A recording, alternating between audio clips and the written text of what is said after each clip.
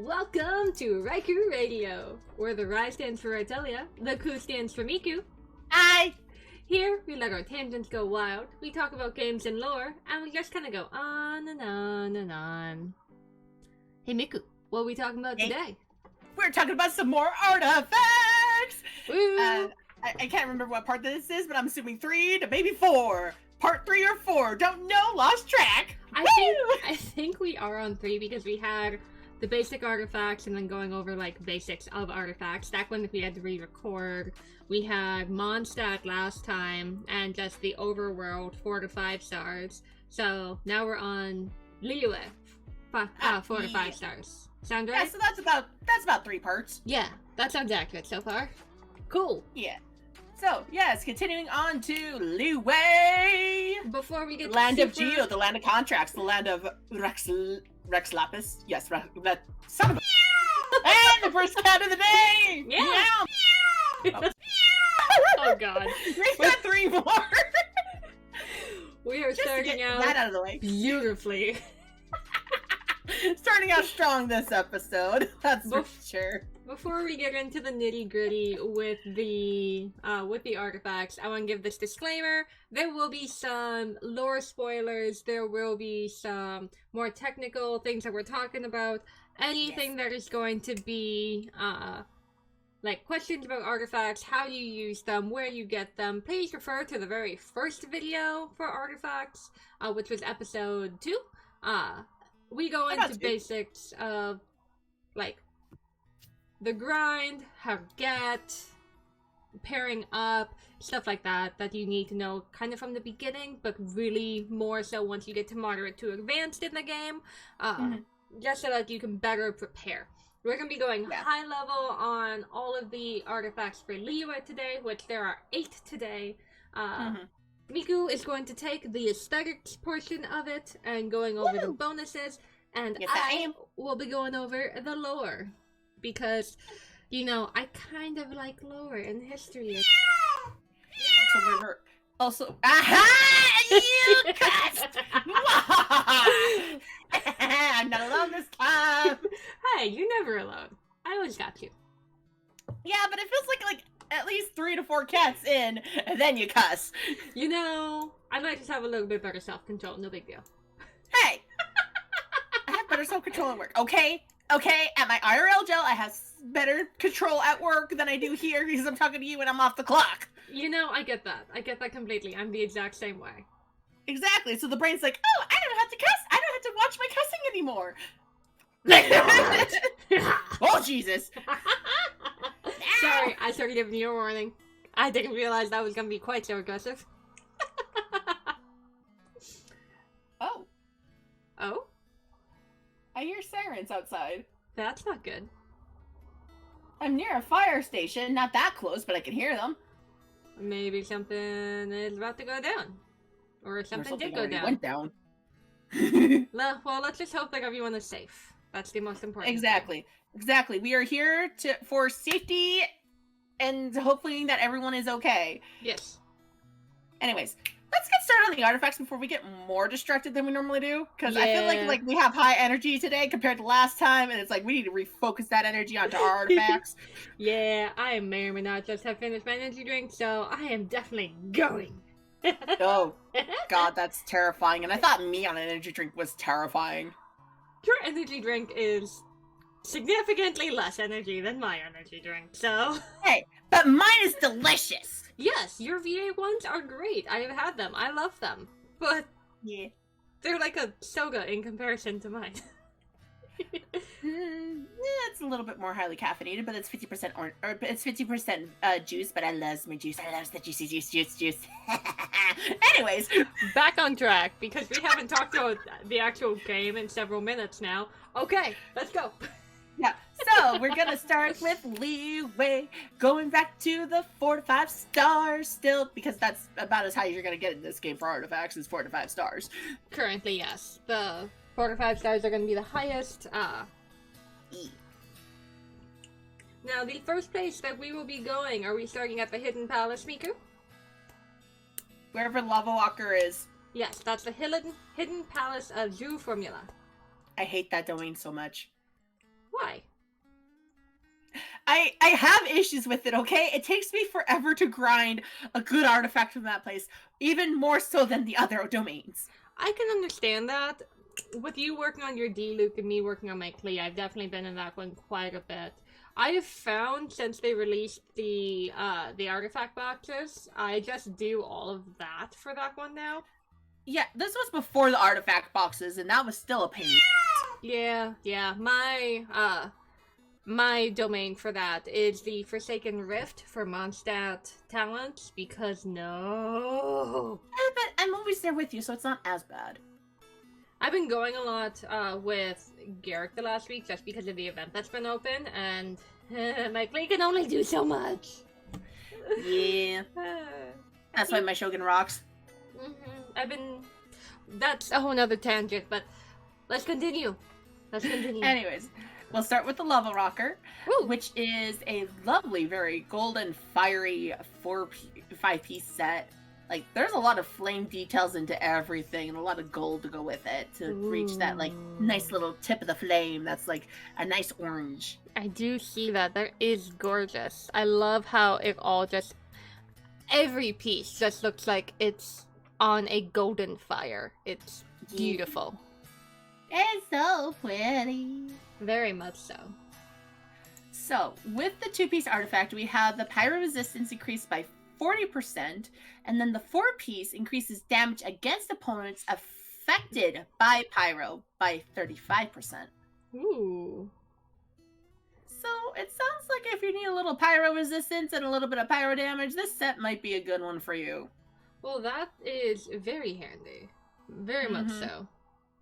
Yeah, especially if you're not looking for elemental reactions, really. Though the Crimson Flame, the Crimson Witch of Flames, that's going to be a whole other situation. Well, we'll get to that one after my section of lore.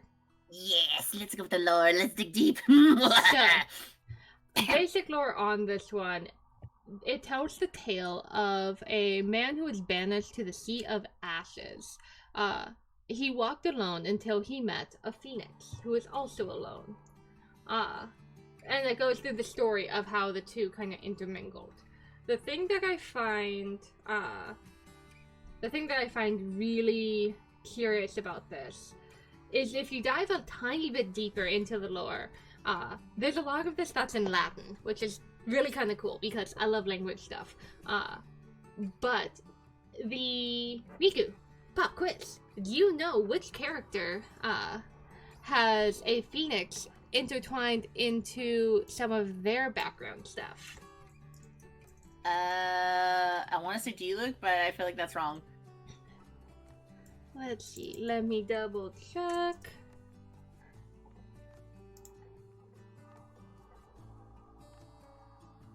I had this open just a second ago. I apologize.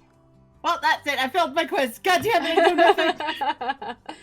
No, the Phoenix is connected to D-Luke. That is correct. The Harbinger of Dawn is the Phoenix, which connects in there. The other fun part with that is connected into the Latin behind another person's constellation, which is Bennett. I don't remember the exact translation because I looked this up a couple days ago, but it has to do with one with less luck. Yeah, that'd be Benny. 100% Benny.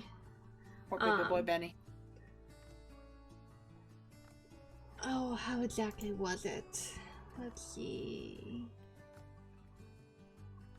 Oh, Bennett's astrological sign is Roto Calamitas, which, written in Latin, in essence means a grip of bad luck.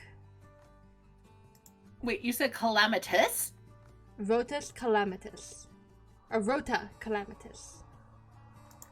Calamitous sounds like it's close to calamity. That's where it comes from. Oh! Oh, baby boy, no! So much of Germanic, actually many languages in general, come from the base level, like early early mankind languages, and Latin is one of those dead languages that many branch from. You can find many words, both in Germanic as well as a couple in the Romantic that you can see stemming back from that. So many words that we know nowadays can actually be studied backwards all the way to Latin to find the root words. You can see it very, very commonly in Germanic. Interesting. Which is why even going between Germanic and Romantic languages like Spanish and French, there are words that do like overlap because those roots are the same. Yeah. The more that you know. History lesson with Rye. Linguistics. Why do I know? I don't know. Because fascination, and because that led to more stuff, that led to more stuff, that just led to a rabbit hole of information. Yes. And a test. So, in essence, the Lava Walker, which is where that stuff came from, the man who is outcasted, and the Phoenix are in essence tied together because the Lava Walker won't survive when walking on lava, obviously. There's going to be a death, but a rebirth into the Phoenix, into the new. The symbolism in here is as the man was, where was the exact word? Banished to the Sea of Ashes. Do you remember the location in Mondstadt where everyone fears? Oh, the menagerie, whatever place. The place where the wind doesn't blow. Marjavari. Yes. That was actually mentioned in Venti's side quest, or his friendship quest, because of Stanley. So, again, Latin, mar means sea. So it's the sea of no wind? Kinda. I haven't looked up Javari, but where was Bennick found? About that area, I believe, if I remember correctly. That's where his fathers, in quotation marks, because the Retarded Adventurers Guild are made up of many males, and they all kind of just adopted Benny. He was picked up in the sea by the adventurers. What? I love when I can blow your mind. Baby boy Benny! So you can see the interwoven that's not fully spoken, but it's there. And it also makes me wonder if it might be tied to Natlin as well. It's very possible. Because that's the area of Pyro, and speculations say that there's going to be a lot of lava over there. Yeah, I could very much see that. But with the kind of overly vague that the Lava Walker has, you can see the threads that connect that they don't fully say. On to the next. On to the next, to the Crimson Witch of Flames. This one's fun. Again, a lot of gold, a lot of red, and actually more fire. Yes, this one is very, very, very, very fiery. Yeah, like this has got like literal fire coming off of it. Like you can see like the little dashes of what looks to be like maybe some flames literally coming off of it. Embers is the word you're looking for, but yes. Yes, embers. But either which way, the hat definitely has some flames upon that. Yes, it reminds me of Klee's witch hat, only hers is less burnt. Yeah, more crispy. Yes. And besides the fact that the goblet is called the Witch's Heart Flames, oh, I have a bad feeling about that. Well, that connects into my section, so I'll let you go more. Okay, so on to the set. After we talked about how pretty it looks and very flamboyant, so it's a 2-piece. So then you'll get pyro damage bonus of 15%. But with the 4-piece, increases overload and burning, and shit, what's that one? Burgeoning? Burgeon, yeah. Okay, and burgeon damage by 40%. but increases vaporized and melt damage by 15%. Using elemental skills increases the 2-piece set bonus by 50%, and its starting value for 10 seconds. The max stack is 3. Nice. So basically, this is really good for elemental reactions, especially if you're looking to hit that with any of your pyro people, especially like Benny and Diluc. Da, da, da. As well as Cleus here. But yeah, it's a pretty good set for bonus. It's a pretty good set for, I think, for pyro users for sure. But I'm sure there's like another set somewhere that's probably the same. But if you're looking for specific reactions like that, and definitely want to increase that 2-piece set bonus by using that 4-piece, that son of a 4-piece bonus. Set. Yes, that thing. I would highly recommend this one. I use it for my Diluc, and I love it. I have it. It's a bitch to grind, though. It can be. I can agree with that. It can be a little tricksy. A little tricksy. That's a lie. I'm being nice. I'm being nice. So shall we go to my part? Yes. So, for those of you who do not know, this actually connects to a player in the game, to a character that we may have. Well, we did not land the final blow. We did not. That is spoilers for the Inazuma story quest. So yes, this is connected in to Signora, the 11th Fatui Harbinger, nicknamed the Fair Lady. I'm gonna try to pronounce her full name. I'm going to butcher it. It's like Rosalind something or other. Rosalind Kuchka Lowfalter. Something like that. So Miss Signora has been around for a very, very long time. She was witness to the cataclysm that happened in Conria. And her lover, your ranking was wrong. She's the 8th. Oh, you're correct. I read 11th from 8th. Oops. Don't worry, I gotcha. I appreciate you. Starting to sound like I'm going through puberty again. It happens, yes.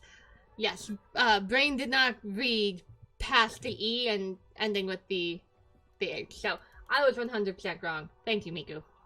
Oh no, you're welcome, because I'm pretty sure 11th is to somebody else, but I couldn't tell you who on the top of my head. Wasn't that, Scaramouche before he got erased? More spoiler stuff. I mentioned spoilers at the very beginning. We're good. Actually, the 11th is Child. Oh, gotcha. I knew it was someone. He might have been 10th. Yeah, 6 was, Scaramouche. Okay, back to the thing. So, she is the 8th of the Fatui Harbingers. 500 years ago, before she became a Harbinger, Rosalind was an ordinary young woman. She had lost her lover in the cataclysm from Conria. And at the time that happened, she was studying at the Shimaru Academia. She was consumed by her anguish and her longing and hatred for the fact that her lover had died, that she put all of her being into the study of the art of liquid fire. And in that study, she actually transformed her own body into liquid fire, which gave her the name of Crimson Witch. In all of that, she ended up being recruited into the Fatui, which is when she was given her cryo delusion.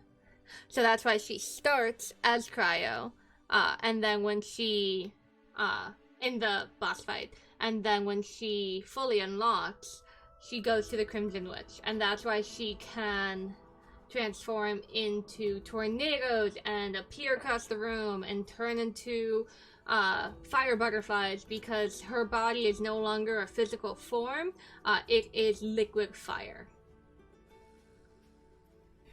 That's actually really terrifying. Right. It makes her so much more formidable.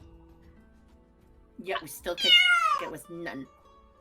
She has a couple different times, though. Let's be fair. Okay, fair. Okay, fine. She was nothing to the right Shogun, okay? Correct. Who actually did the final blow. But yes, that is the story of the Crimson Witch, who is the one who wore the set, which is why, as you mentioned, the goblet, how it was the... let me get the exact wording again. The witch's heart flames is... That is where she poured her essence into to turn into the liquid fire. Which is why all of these sets have fire just emanating from them, because of the fact that as she started to turn, what she used, which is what we have here, also began to lose its corporeal form. Damn. So really, it's a very sad story, and we're monsters. If anything else, that explains why she took that cheap shot at Venti. Yeah. She probably felt a way about the fact that she was from Mondstadt, and then her lover, who was, I assume, also from there, who then was taken in the Cataclysm, probably felt a way.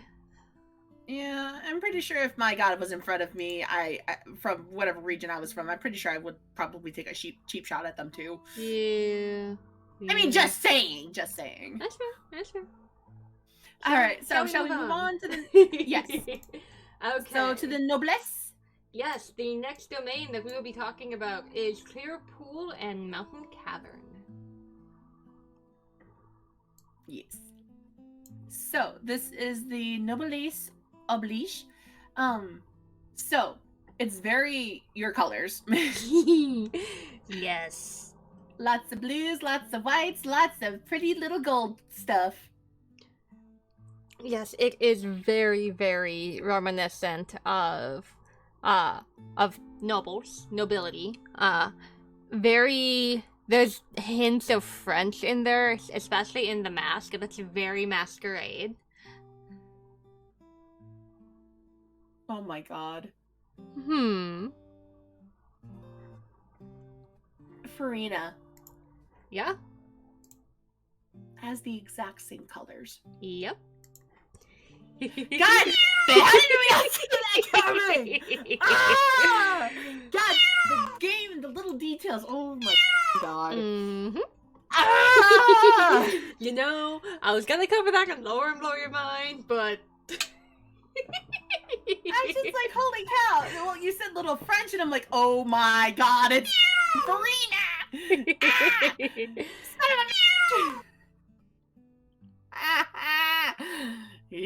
Okay, calm down.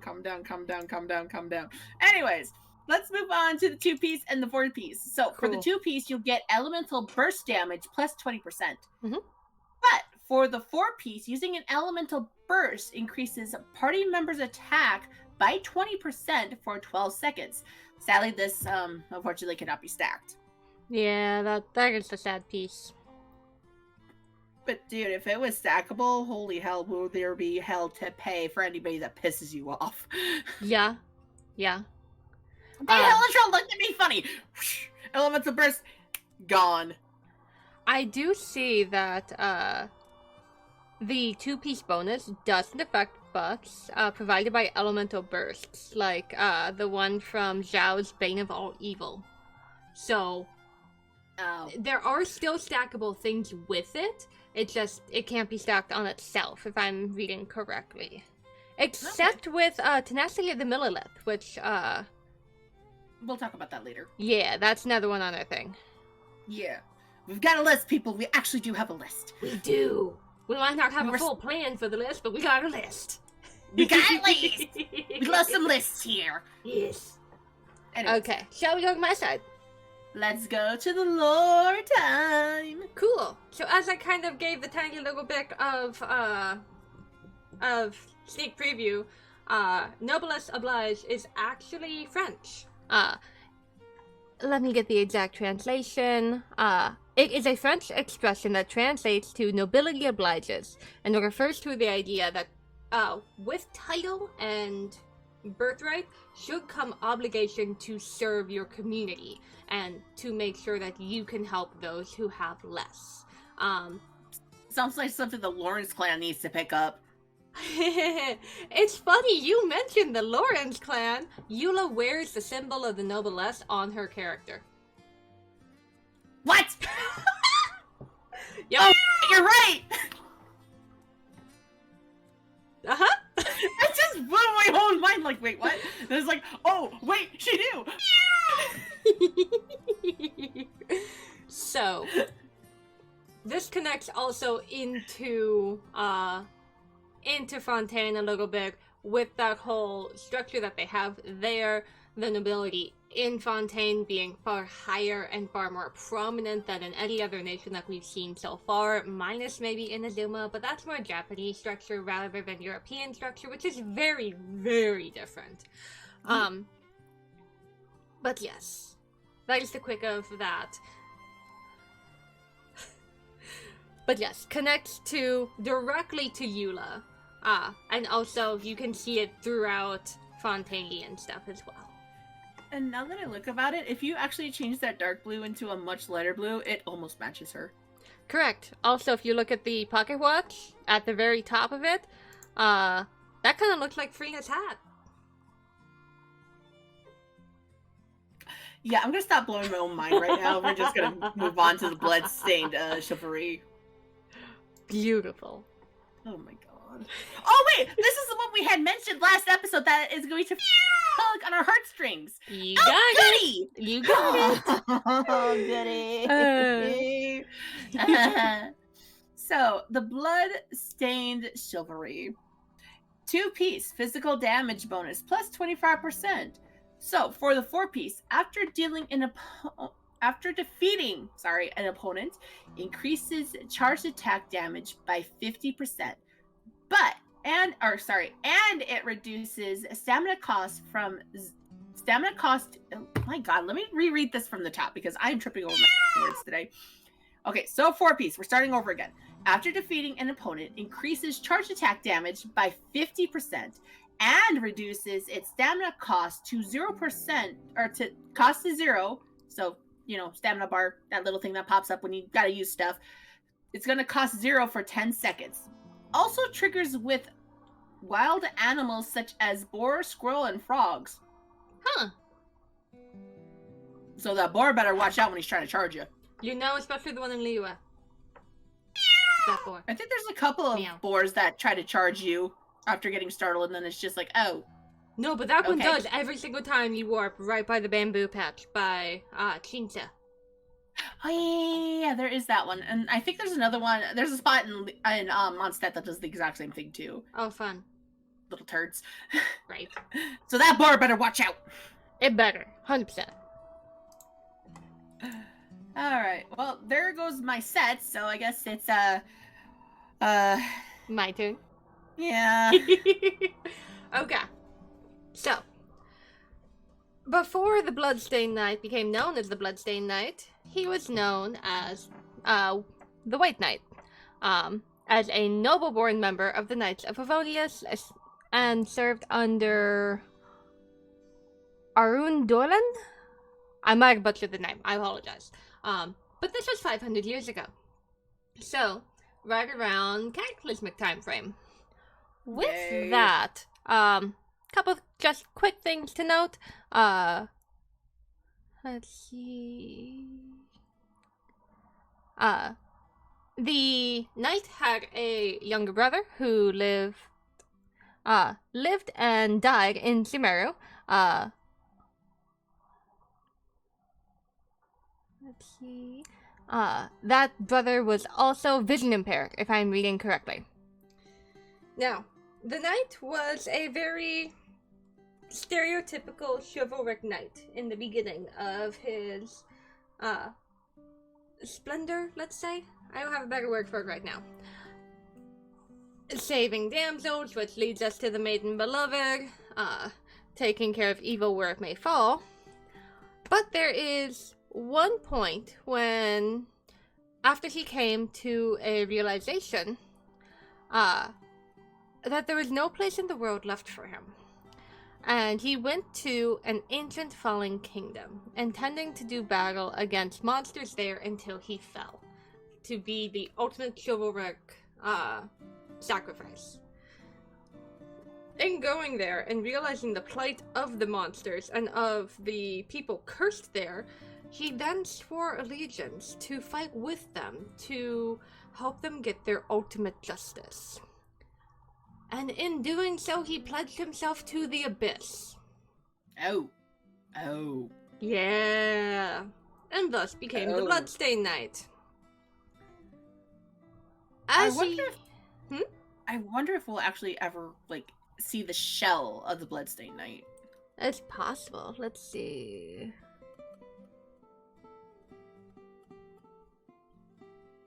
Because that'd be kind of an epic boss fight, to be honest. It would. I'm taking a quick look.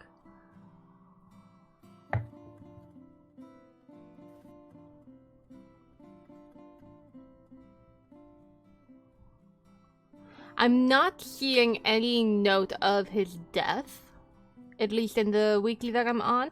It's possible, but I don't know. But after he became pledged with the Abyss, he learned about a crime of twisting man into a beast form, and that was when he found the Viridescent Venerer, who had already been tainted from the slaughter of abyssal beasts. And it was at that point that the knight had slain the Venerer and continued onward to find those who had been twisted by slaying these creatures to give them their mercy. Damn. So it's possible that eventually they could be looking for us if they are still alive. True, I mean, anything is possible with the Abyss. True. But there's your heartthrob for that one. Quite the sad. So where? Oh, there's Lilith. Okay. I found the next section. Cool. So the tenacity of the Lilith. Looks like we got some gold, we got some yellows, and some bronze in there. Well, maybe not gold, but more so yellows and a little bit of reds and some bronze. I would agree with that. It's very reminiscent of all the Lilith that we've seen, but definitely going up a couple ranks. Yeah. Also kind of a little bit more shiny, and because we're in the land of Geos, because Liyue, that's definitely the yellow in there. Exactly. Okay. Oh, okay. So, reading the sets on this one, 2-piece HP is plus 20%. So, for the 4-piece, this is where things are going to get a little tricky. When an elemental skill hits an opponent, the attack of all nearby party members is increased by 20%, and their shield strength is increased by 30% for 3 seconds. Okay. This effect can be triggered once every 0.5 seconds. This effect can still be triggered when the character... even when the character who is using this artifact set is not on the field. Oh, that's curious. Yeah, so it this sounds is like why it can stack with the other one. With probably. Okay. Yeah, but it definitely helps strengthen the shield for at least 30% for 3 seconds. So definitely, if you're looking to increase shield, that might be one of your best artifacts right there. That could be really good on this young lady. Or Noelle, if you're, like I said, if you're looking to build shields. Yeah. Or Ningguang if she's just primarily shields because of the fact that she's the catalyst. She'll be able to make shields faster. Yeah, or who else makes a shield that's not Geo? I guess Diona would be probably maybe a good one. Layla. Oh yeah, that's true too. Xinyan. Toma. Baizhu. Yeah. I'm just going down my list in my head now. Yeah, I know Baizhu I'd probably use more for the healing. Yeah. But either which way, damn. Yeah, there's a decent amount of people that just make a cursory shield. Yeah. It's only really for them, though. It doesn't really help too many others. So if you're playing, like, solo, it would work. If you're playing co-op, it might not help as much if you're looking at the shield aspect alone. True, but with how we play Chaos here... Yeah, I'm looking at you. Hey! You do know, I hope you know that at one point we're just gonna have to go over all the rules of chaos in one of these, so that people, if they choose, they can match the level of insanity that we do. Yeah, or just randomly catch us on a Twitch stream for Genshin at Vitalia.twitch.tv. Yeah, that's right. I'm plugging. You were very close. You got it a little backwards, but you got all the correct points. Ah, shit. It's Twitch then /Vitalia. Either which way, link will be in the description below. Yes, I will make sure it's in the comments below. And I think like everyone who follows me here currently follows me there too. Either way, yeah. If we do tell your friends, tell your roommates, tell maybe that distant relative you haven't talked to a lot. Miku, my goodness. What? You're adorable. I love you. Yes, and I'm bad at like promoting shit. Okay. Okay, shall we go to the lore? Yes, let's go to the lore. Cool. So, you remember the chasm and how much of a like heart sink that was when we learned about the yakshas? Yeah, the one yaksha that was nameless and was still technically alive in quotation marks, and goddamn that side story fucking hurt my heart. I don't think that this one was the nameless yaksha. No, this was not the nameless yaksha. This one was one that, we actually kind of fought against in memory type thing. I'm gonna mispronounce the name because it's been a minute since I've done this storyline. Osasius? Osasius was the unnamed one that was in the chasm. Okay, then yes, it was that one. So, you remember the storyline of the one Lilith commander that was down there who is supposedly related to Yelan, who... Yeah, I remember it all. That storyline was triggering at best. Yeah, this was his armor. I screamed at the end of that story quest. Yeah, so this was the armor of the unnamed commander that was down there with Osasius at the end. And how his armor got up is unknown. But you know what? Things work in mysterious ways. We're not going to question it because things work in mysterious ways. You know, the fact that the chasm just itself is significantly unknown and has basically the massive time loop of, hey, you're not leaving here ever again. I wouldn't be surprised if it had to do with some semblance of either Zhongli trying to make sure that sacrifice did not go in vain, or something to do with another yaksha, or maybe Posasius before the erosion fully took him. I could see any of those. That event story broke my heart. Yeah, that was a very sad event story. For those of you who haven't done it, get through the story and do it. Give yourself a couple of hours. So technically they can't. That was an event. Was it? I thought it was just in the story for the chasm. No, the chasm is where you dig deeper and find the mushroom and get the crystal together. That event was an event with Yelan and Ito and Yanfei and Kuki and Zhao. That was an event. I did all of that like at one point. Like, I sat down for 3 or 4 hours to do it, and I could have swore that... No, because we had people who started playing recently who was able to do it. Maybe that one might be a special event where it's tied in, because I know I did it as an event. Yeah, I know that I had... Well, I also did the chasm far later than you, and I was able to do that. I think maybe that event might have been tied in, so they probably kept it in. They just didn't have the rewards for it. Yeah, because I know... Because I had gotten a bow that I can't refine anymore because I couldn't get one of the event tasks done to get the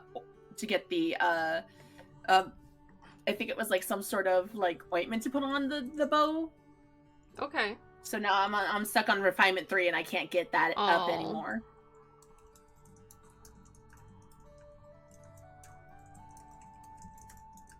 Because I remember the event because I'm like, okay, I got the bow, I need to refine it all the way up so that I don't have to worry about it anymore. And then I couldn't because I couldn't beat 2 of the things to get the last 2 things that I needed for the ointment. Okay, I have it open. Yalan's story quest in the chasm is an Archon quest interlude chapter and is still available. The limited time event was a dungeon that unlocked at the same time. That is no longer available. So that is the difference. Okay, I just happened to probably... Because I thought Yolan's was different. And I thought that was just a different story part. Okay, either which way, I am happy to be proven wrong, because either which way, my heart broke during that. What I think it was is that was a Archon interlude quest in between the two nations. Yalan was probably released at the same time, and you had to do that interlude quest to get Yalan's story open. So that was probably all just at the exact same time that it dropped. Yeah, that would make more sense then, because that was a lot of shit happening at once, and I just know at the end of that event, I fucking screamed. Yeah, so the interlude is still very much there. The story piece with that bow is not, but you can still go through the emotional turmoil that we are talking about, just get through the story. Yeah, I would recommend having tissues nearby when that happens. And, you know, something of emotional support. Oh, not only that, but, like, make sure you're not doing it at, like, 10 o'clock at night. Yeah, give yourself, like, several hours, because I don't think you can warp out once you start it. I think you're stuck. The domain definitely for sure, but... I'm not too sure. Either which way, I know I was, like, finishing it up at 10 o'clock at night, and I screamed and I had to cover my mouth. Because I was like, no! No! But at the time, someone else pointed out something about the music that was playing at that time with another video game that they do called Honkai Impact or something like that, and it was like, oh my god, I was like freaking out, because like after hearing that, I'm like, I can see why people think that and how it almost went down. I can understand that. I've seen the same thing. Well, on that note of shall we go to the next one? Yeah, to the Petra. Pale Flame? Wasn't it next? I think I accidentally closed that. Okay, yeah. Wait, I thought we did Pale Flame last time. No. Pale Flame is in Liyue.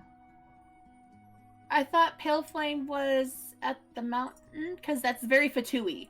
That's Blizzard Strayer, and what was the other one? Let's see.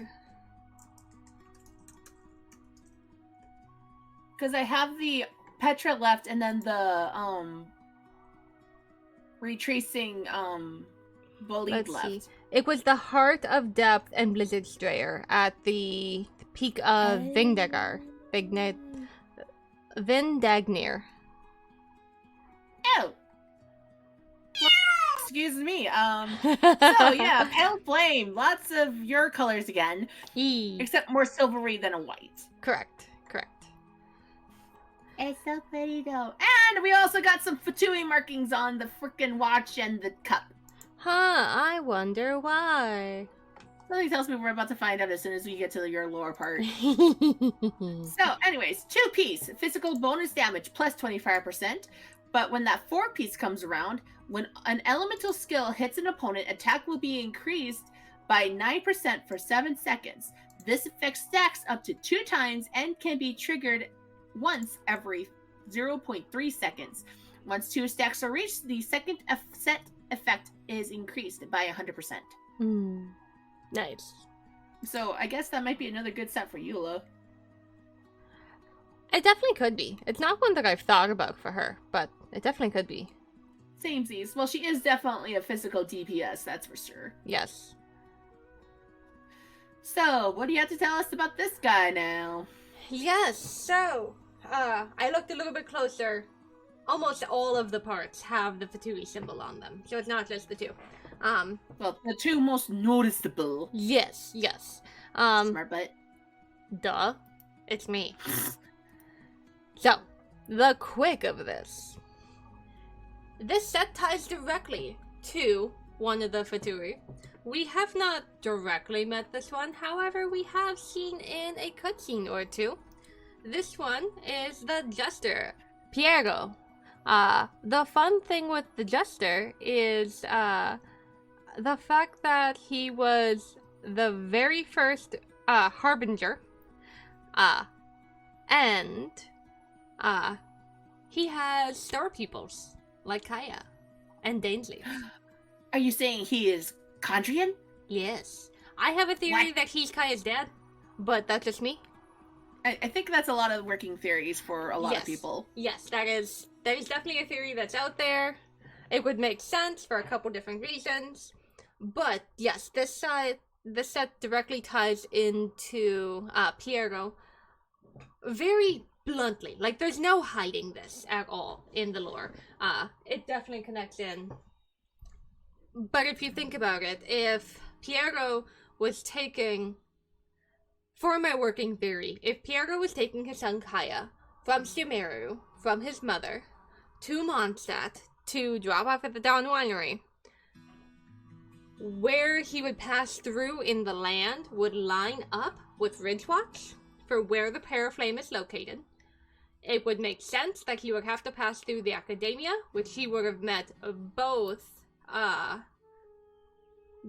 at least two of the Harbingers that he ended up recruiting, the Doctor and the Fair Lady, the Torre and Signora, and would have very likely met the third that he ended up recruiting, Scaramouche, because at that point he would have been wandering.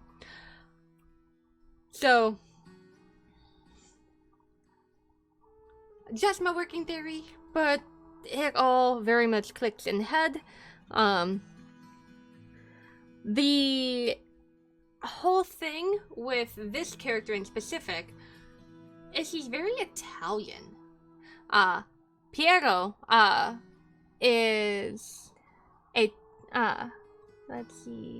is a sad clown, pining for love of Columbine, who usually breaks his heart and leaves him, for the Harlequin. Which is why in the circlet, it is a almost sad clown mask with the tear coming down, but but still very reminiscent of Masquerade, but more on that Italian sense, not super overly flamboyant, a little bit more tamed down, but still has that Italian edge. It's not French flamboyant, it's Italian, which has a distinct difference if you've looked into the European differences between theater. But being in theater for as long as I was, I know a thing or two. Or 3. Or 7. Let's continue. Yes. Alright, so with that out of the way, we're going to go with the Archia Petra. I'm pretty sure I pronounced that incorrectly, but I don't give a right now. I'm here for the lore hour. Archaic. It's kind of close, kind of not. Either which way, Archaic Petra. So I'd definitely say this might be a better match for as I lovingly call him, Geodaddy or Zhongli. I mean, come on! You cannot tell me that does not match his vibe. Oh no, that 100% matches his vibe, and that connects into my section. Oh, goody. More heartbreak. But either which way, if you're looking to build up your Geo for right now, this is actually not a bad set. So 2-piece Geo damage bonus plus 15%. 4-piece, upon obtaining an elemental shard created through a crystallization reaction. So, you know, those are the little crystal thingies we pick up that could be like any one of the other elements that we pick up, like cryo, pyro, hydro, and electro. Yes, the crystallized barriers that we create with the Geo reactions. Yes. So when you pick up one of those, or, well, when one is created, all party members gain 35% damage bonus for that particular element for 10 seconds. Hell yes. So, there's a little additional information about this. Only one form of the elemental damage bonus can be gained in this manner at any one time. Gotcha. So, sadly, we gotta stick to one element for a little bit before it changes, before we can do that with another element. Mm-hmm. Which, again, it's not bad.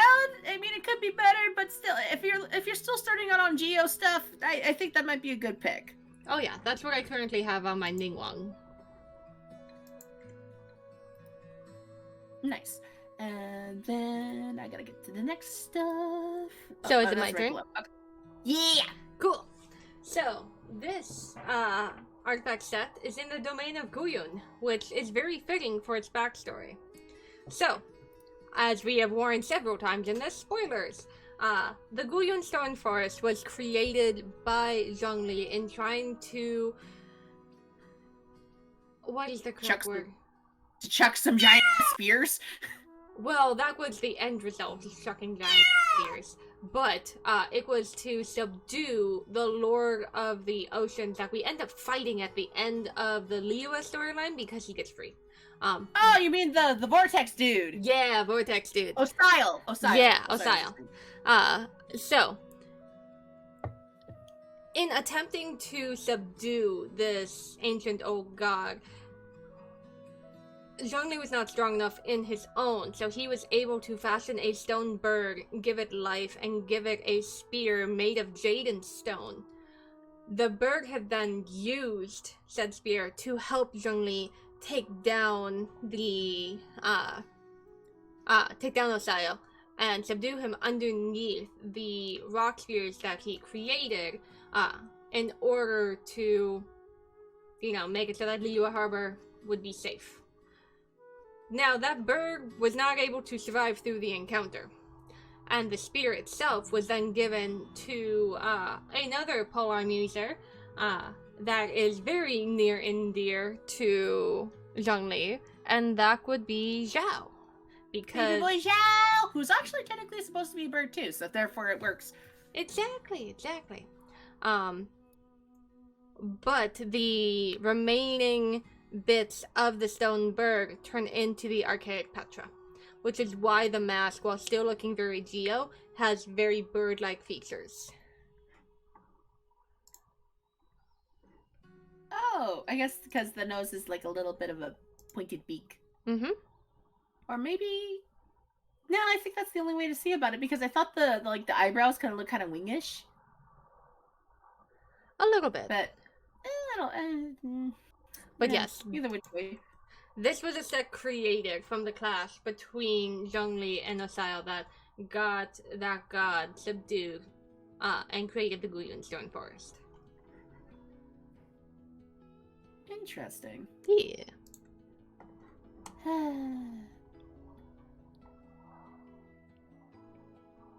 Makes me question, like, Liyue, you okay? Oh, we know the answer, and it's no.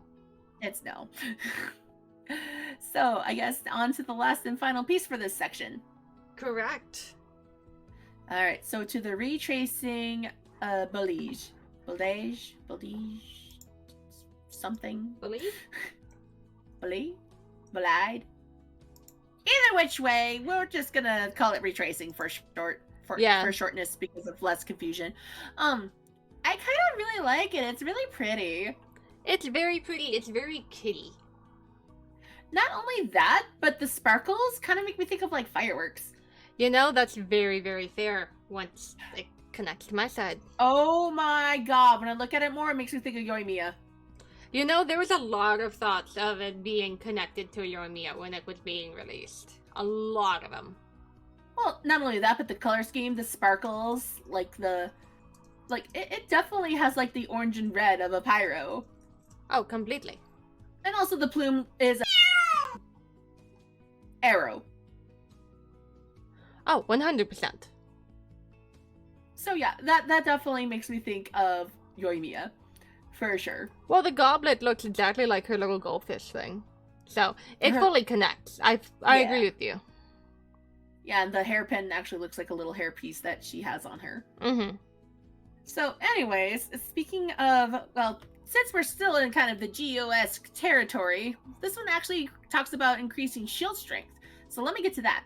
So 2-piece increasing shield strength by 35%, while the 4-piece, while protected by a shield, gain an additional 40% normal and charge attack damage. That's awesome.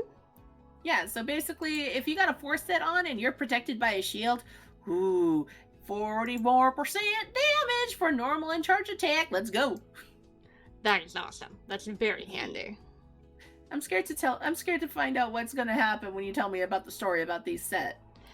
So, I'm gonna start with the cursory, why a lot of people thought that it connected to Yoimiya, and how the two things, while they don't intersect, kind of run parallel.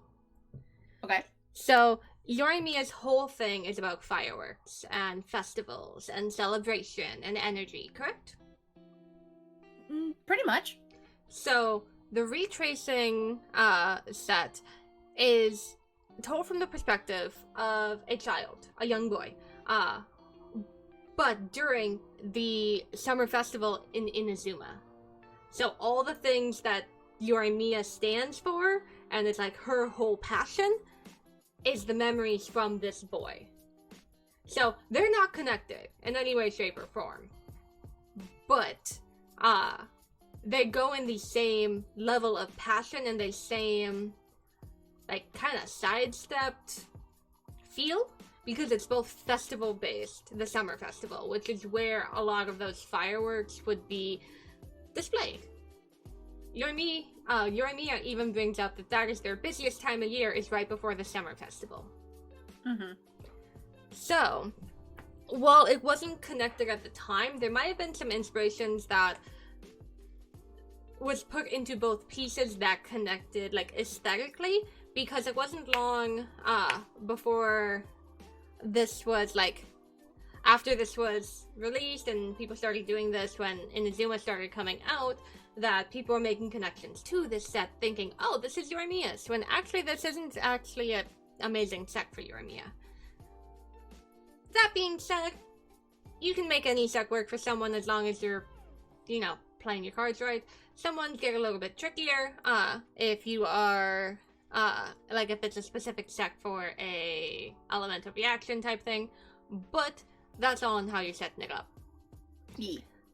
But, as I mentioned, the lore behind this set is told from the perspective of a child, and the story goes through his perspective through the festival and meeting a fox-eyed lady, and we can go back to connect the dots enough to say that the popular belief is that the set and story were from about the same time as the rest of them, about 500 years ago.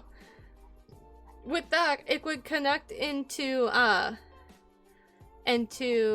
Kitsune Saigu, and into the fact that she loved going to festivals and she loved spreading that atmosphere, and she would then bring her entourage, which was comprised of the archons at the time, Yaimiko, and they would all attend together.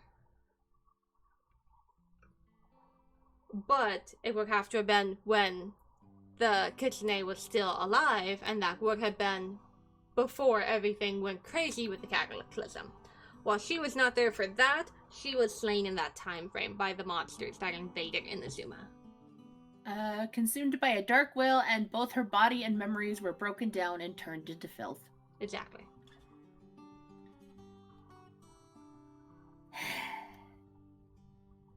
Genshin is a wholehearted fun game to play, and emotional trauma! So yes. But seriously, no, it's a good game. So, this one connects way more into Inazuma, just not into the Inazuma that we might have thought originally. Yeah, speaking of Inazuma, I guess that'll be our next couple of artifacts. Yes. So that is it for all of the Liyue artifacts. When we record next time, we have 2 in Inazuma, or 2 domains in Inazuma, so 4 in Inazuma, and then the exact same in Sumeru. So we will cover both Inazuma and Sumeru next time. Oh yeah, this is gonna be great. Emotional damage! Basically. Hey, oy vey. But hey, we're getting through a list pretty good. Yeah, we are. We got maybe 2 more sessions of artifacts. Yeah, I'd say we're doing good. Hell yeah. Until they release more artifacts, and it's like, you people doing Well, the thing. At that point, we'll put them into a recap until we have enough to cover all of them, and we'll make it work. That's how we do. That's fair. Or I'll end up talking about it in, like, the next session, or whenever that will be, when I find out things about Genshin stuff. Ooh.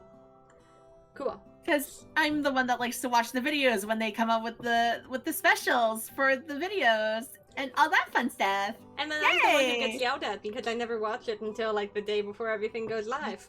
Yes, and I'm just like, Rye, please, for the love of my sanity, help me help you.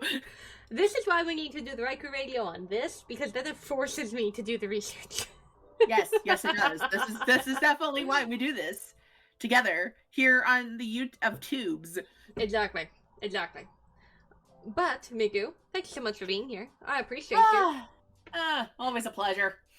See you next time for more, heartache and lore through Inazuma and Sumeru. Not really, but I mean, we gotta continue on. We gotta finish this. We gotta put this book into a chapter. Yeah, I lost it. I'm done. Finish the chapter of this book? Yes! Cool. I'm glad I Thank could you help for you with watching your me words. struggle on that bus very heavily. Hey, I helped you get there. We got off the bus together. That's the whole goal. Yay! I'm not lost! Nope, I'm lost too. Let's go. Yay! We're going on an adventure with no destination in mind. And the map is lost. The map got lost as soon as we stepped off the bus. That thing got carried away by a heavy wind. I burned it. The map didn't get carried away. I burned it. Why'd you burn the map? Because it's funny this way. We're gonna die. We're all gonna die. Da, da, da. Klee is death. Well, Miku, thank you so much. We'll see you next time. You're welcome. We'll talk to you later. Bye. Bye.